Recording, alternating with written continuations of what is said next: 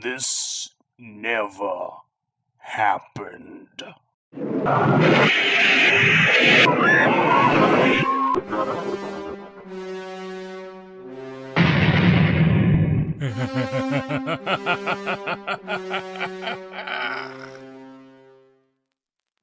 It's the king of the big swing sting.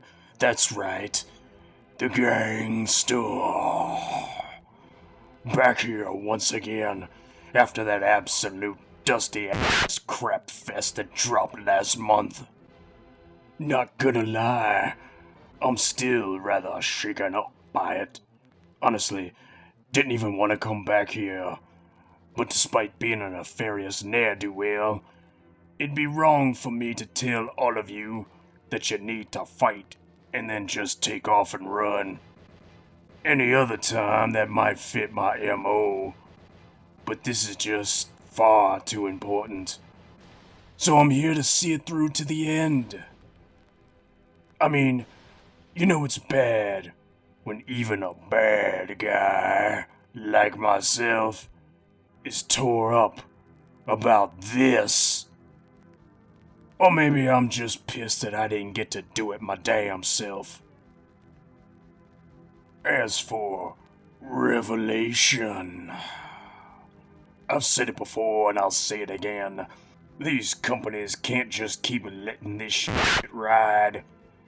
The gambler is always ruined. At some point, they will inevitably roll as snake eyes. Oh, sorry. Wrong company. That would be the Distinguished Competition.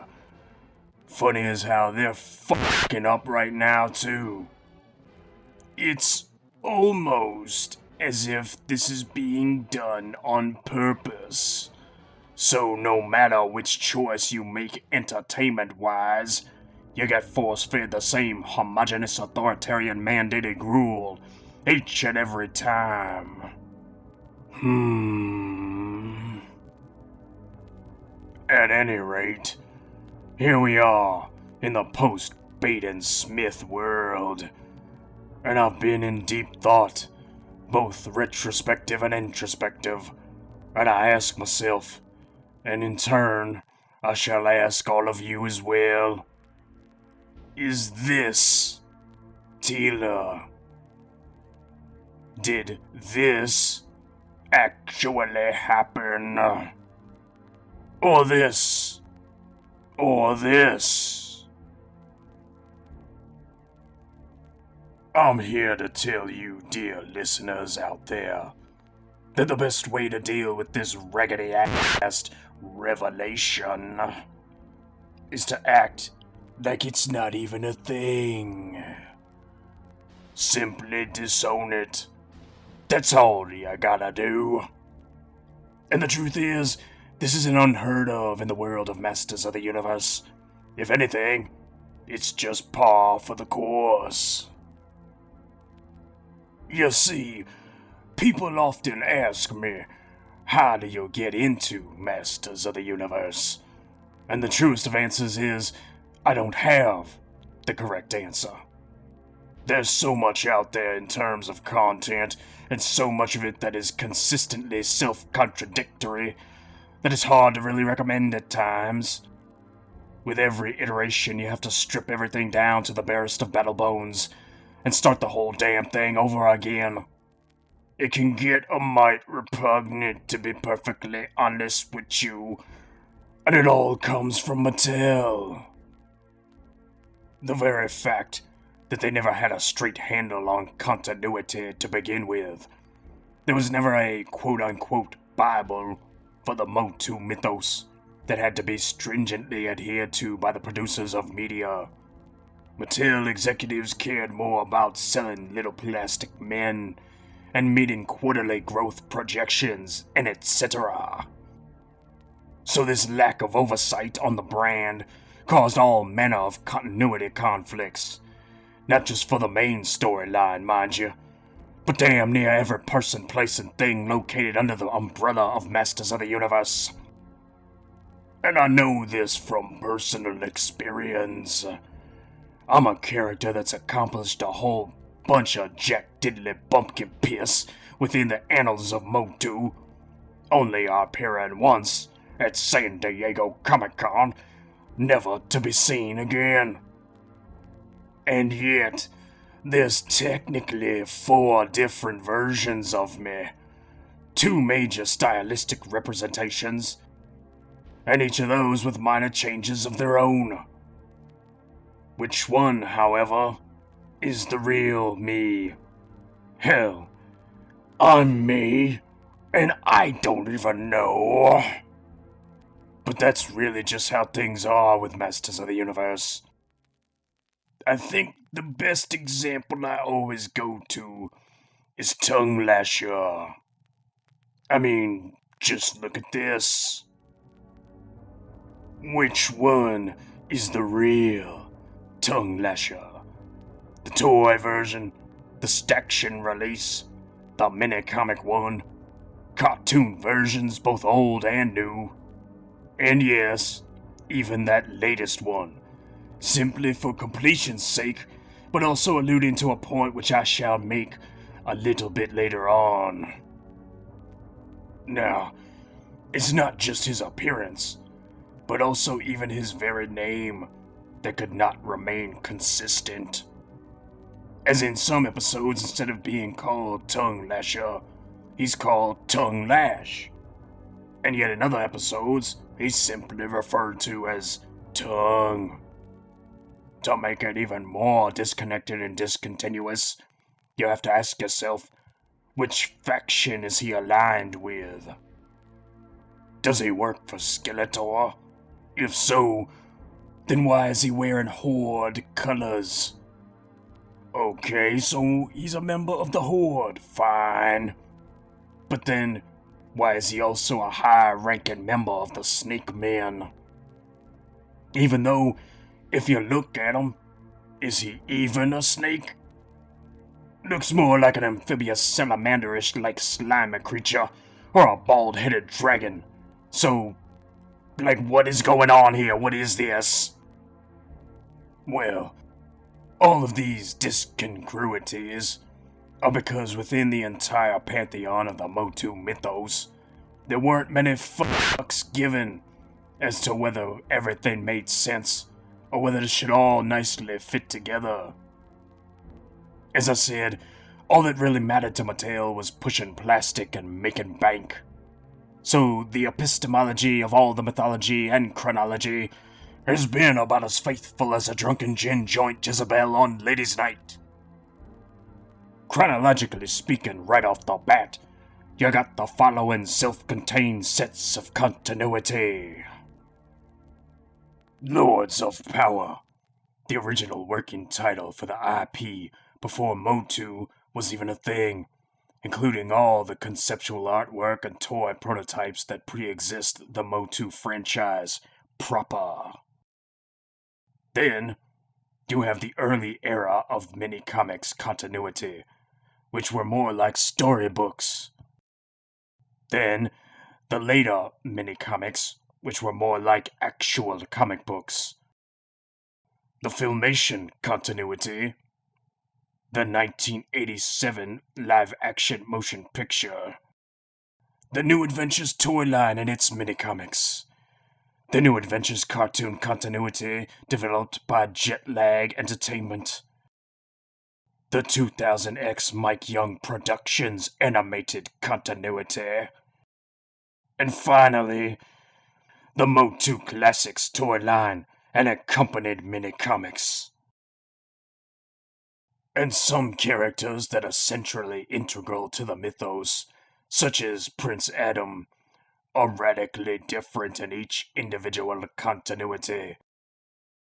And that's when they even appear in some continuities at all, as Prince Adam never existed in the early mini-comics, or in the 87 movie. And you think that's it for continuities? Oh hell no. We're just getting started.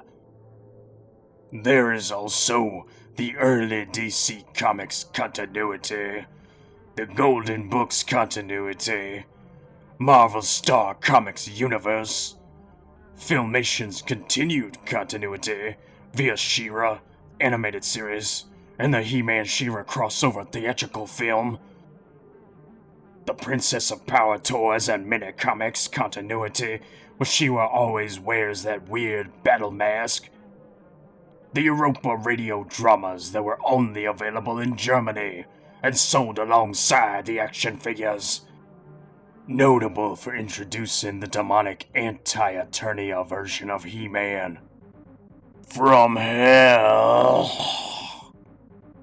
Then there was the off-Broadway musical, yes, there was a touring musical, called The Power Tour, notable for a very different version of Teela, and introducing us to Gangstor, who may or may not be Kevin from the 1987 movie. Then there's the MV Creations comic book continuity, notable for introducing us to Illumina, a Gar warrioress, who may or may not be Skeletor's long-lost mother. The new DC Comics continuity, notable for introducing us to Tespara, the daughter of Hordak and brainwashed alter ego of Adora. And finally, the Noelle Stivia DreamWorks revival She-Ra show, of which I do not care for very much.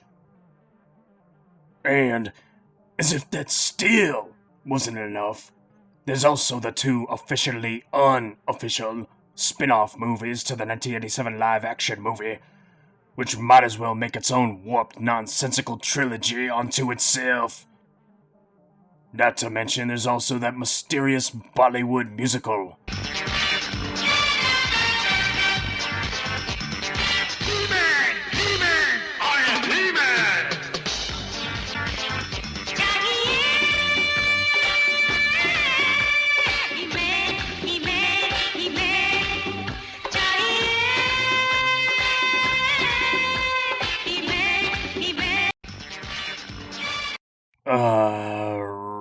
Right, so, yeah, that's a thing, I guess. The point to all of this is that over the years the fans have cherry-picked what works for them and what doesn't, created their own fan canon, and beyond that, their own individual head canons. For some fans, they outright loathe any and all things new adventures, so they disregard it and act as if it never happened. Others, often referred to as He-fans, really only care for the original Filmation continuity, and that is all that matters to them. Same goes for She-ravers and their own show's continuity. Whilst others, called Grey Skullers, concern themselves more with the 2000X style and continuity specifically. And now, there's highly vociferous people out there who only care about the new Noelle Stivia rendition of She-Ra. To these fans, they can't exactly be bothered to backtrack and appreciate any of what came before it. To them, nothing else exists. And using myself as an example, yet again, to a large portion of fans, I myself also simply do not exist. Difference, however, between myself and the two slack-jawed stooges that created the mockery of MOTU that is Revelation, is that I've never taken it upon myself to go after these people and humiliate them or drag their names through the mud. That's why I won't even show their names here. I'm not about to call them toxic or man-baby, or tell them to grow the fuck up, or whatever the hell else these holier-than-thou Hollywood types feel justified in doing. I realized long ago that there's people out there that no matter how much convincing and cajoling goes on, they'll never see me as valid, and will always refute and disavow my existence. What can I say? Haters are gonna hate. However, I also recognize that for all the hate I have, there might also be some genuine affinity out there. Those that don't quite feel the same way, and actually do understand why I came into existence in the first place. Although, that's a story for another time. For right now, it comes down to looking at the big picture and seeing Revelation, along with this yet-to-be-revealed other animated series, as 2 new entries into this collection of self-contained canons. Whichever you do with them, be it either accept or ignore, you do so dependent on your preference. And there's no right or wrong answers here. So don't feel pressured into accepting something just because a damn logo was placed on the box. If it's a mockery of the franchise and an insult to the very property itself, then personally, I'd just leave that mess behind and forget it ever existed. Ultimately, the pantheon of MOTU mythology is so vast and comprehensive that how many of you watching this right now can honestly say that you've consumed even 1/4 of the media I've presented just here alone? Let alone any of this as well. We're certainly not in a shortage of MOTU media supply. I'd say rather than supporting this ham-fisted hack fest that is Revelation, just go out and pursue any and all of this pre-Revelation media, and you'll be better off and much happier if you did. In closing, however, I'll say this. No amount of rephrasing or recontextualizing or fucking regurgitating the canon or the lore is gonna rectify what's at the real heart of the matter. That there is indeed and in fact an intact, fully dysfunctional disconnect between the people who create and the people who consume. This is an issue far greater than just one show and just one franchise. That is the real issue at hand. Today it's MOTU. Tomorrow it's... who the hell knows? But just remember, whatever it is, for whatever franchise or IP, for whatever reason, if it's nothing more than a damn familiar logo in a box, and what's in that box is insulting, degrading, and downright emasculating, then that shit is not worthy of your attention, your time, or your money. And if the shit ain't worthy, you best bid it. Good journey.